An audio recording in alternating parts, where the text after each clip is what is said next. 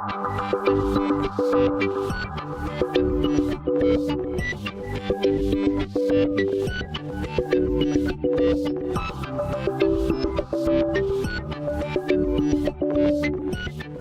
graduated from the University of Vermont in 1985 with a bachelor's degree in civil engineering. So my program started in '81, and immediately, well, shortly thereafter my graduation, I started working for the Agency of Transportation in July of 1985, and have been in the same department, structure section, for that entire time, which is almost 29 years.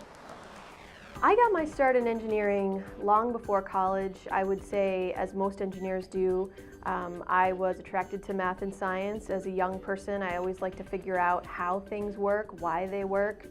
I loved Legos. You know, I would spend hours building my little Lego houses, and I loved putting things together. I loved puzzles, just things where I used my mind, logic. I was on the math team. I was on Odyssey of the Mind.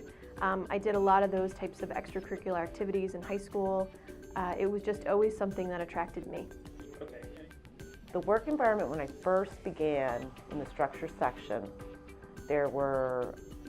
I was hired as a female, and another female had been hired around the same time, and we were the only two women in the structure section at that time in 1985, and there was probably, I think there was maybe two other women within the Agency of Transportation in that building at that time that I knew of, and they were actually women who were probably 20 years older than I am, 20 to 30 years older than I am.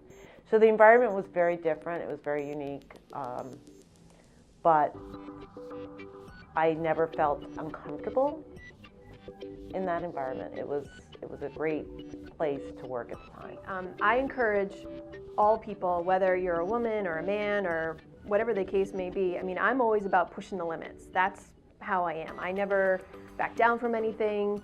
I think pushing the limits and reaching new heights is great. Otherwise, we never advance and we hold ourselves back. And so I think send more women out into construction, push those limits. It's good to be uncomfortable. I tend to pick things in life that do make me uncomfortable, because without being uncomfortable, you can't succeed, in my mind.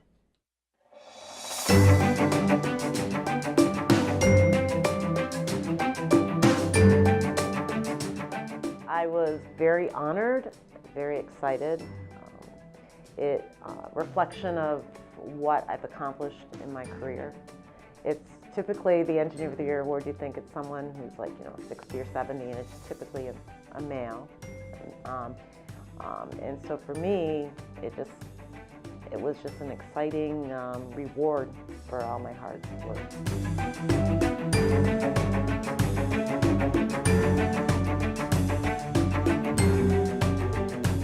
Honor and a privilege to be selected as Young Engineer of the Year.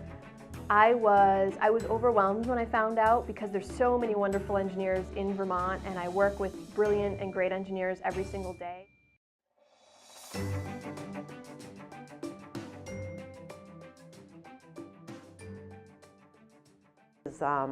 Every state, their transportation agency is a little bit different. And what was really exciting about working in Vermont is that it's a small state, so all our work is done out of Montpelier for the most part, our design work.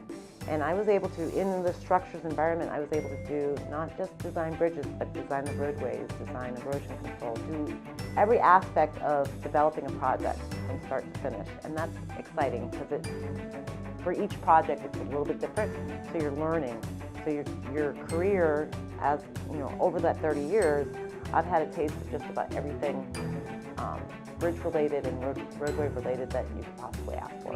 I remember when I was going to UVM, and I would walk from my dorm room to the college, to Vody, and I remember that on the way, people would say hello to me. And I remember, I was like, oh my God, why are these people saying hello to me? Look down, don't look them in the eye, I'm from Massachusetts, we lock our car doors, we lock our houses, we don't talk to people we don't know. But I think the Vermont environment is great in terms of very friendly people. We have a very interesting transportation network, lots of outdoor recreation. It's perfect for raising a family. So there's a lot of wonderful things about Vermont that just really attracted me. As soon as when I was looking around at colleges, I came up on one of the days that you could visit UVM and visit all the professors, and literally as soon as I stepped on campus, walked on campus, I said, that's it, this is where I'm going.